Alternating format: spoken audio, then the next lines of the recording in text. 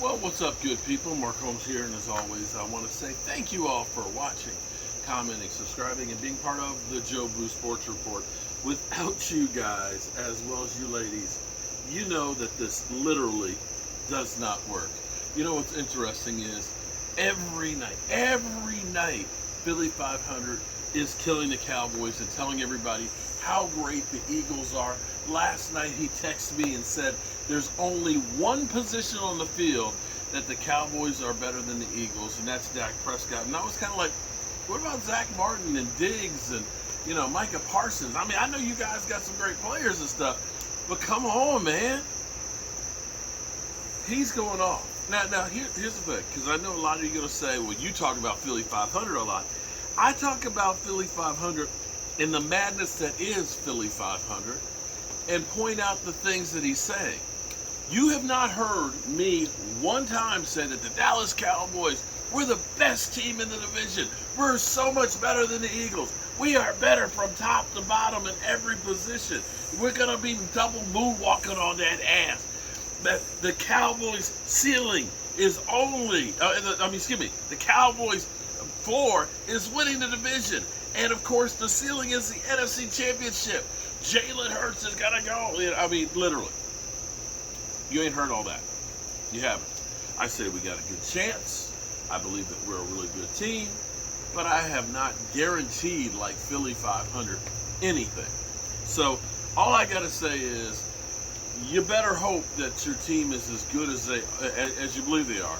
Because if they're not, I'm going to be talking some serious smack. I'm going to be like Neville Gallimore. This is where you smack them when you put the pads on. So, Cowboys are getting ready to start having practice, and it's great when you start getting a chance to practice against another team. Because what happens is, you get to know what your offense and defense is doing every time. In practice, it's actually hard to practice against your own team because they know you. It's better to really get a feel for what you're doing by practicing and playing against somebody else. And the Cowboys are going to have that chance. Now, there's only 24 teams that actually are going to have joint practices.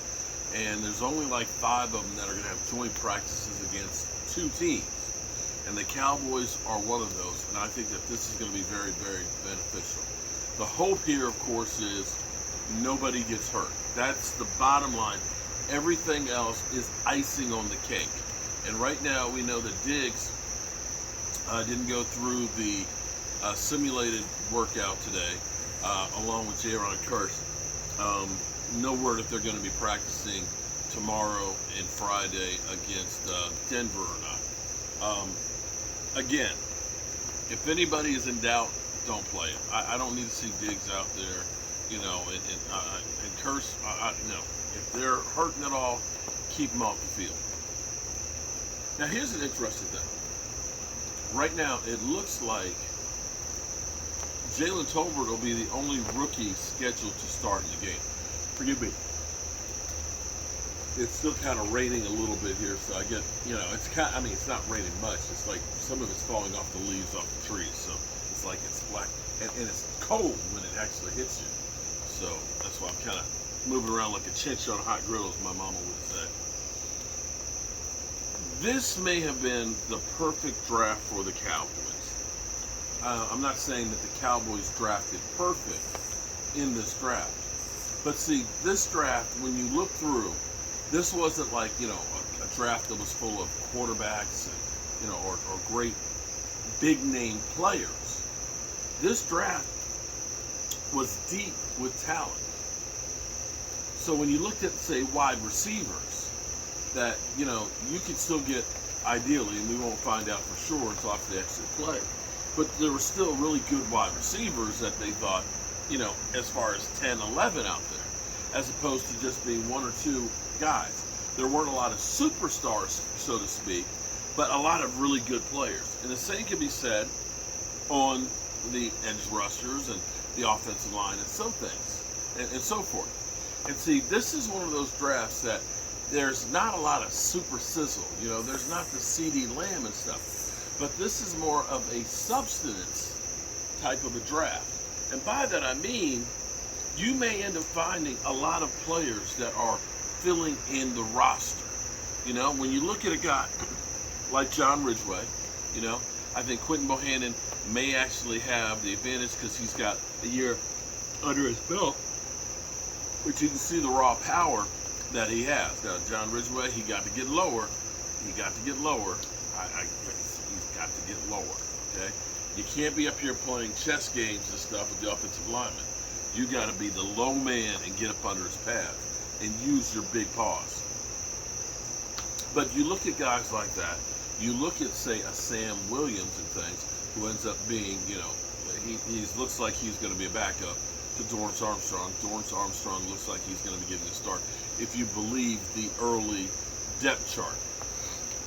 But Sam Williams will get a lot of playing time. Sam Williams has done some really great things. Excuse me. He's done some really great things on this training camp. And so you look at guys, Sam Williams, you look at a Jalen Tolbert, you look at the Jake Ferguson, although Jake hasn't really gotten on the field much because of the hamstring.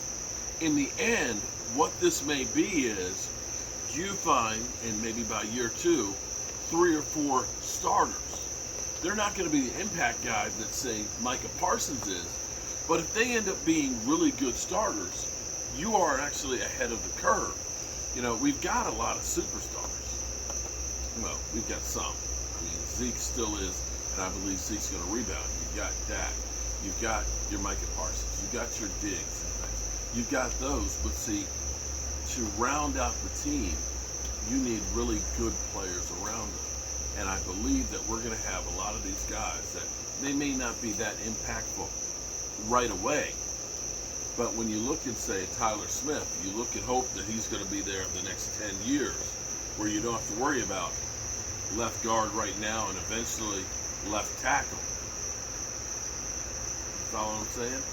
You hope that Jake Ferguson is going to be able to be a great tight end that maybe, you know, you might be able to say we'll replace Dalton Schultz, or maybe we'll go the way of the Aaron Hernandez Gronk route and have 2 great tight ends and be able to, you know, chunk the ball down the field.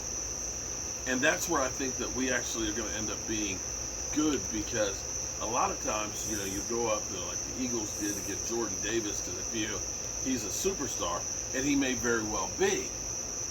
But you may end up looking at,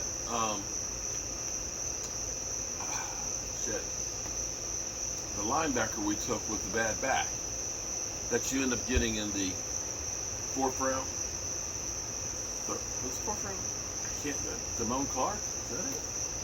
You know, I'm getting old and having brain farts, and I'm tired because I got to get up real early in the morning to get downtown and do this job. But you follow what I'm saying, that this draft may be where you get 4 or 5 guys that end up becoming key components in the future. And see, that enables you not to have to do a lot of big name free agents. That's what I hope will happen with the Dallas Cowboys. So we'll see where that goes.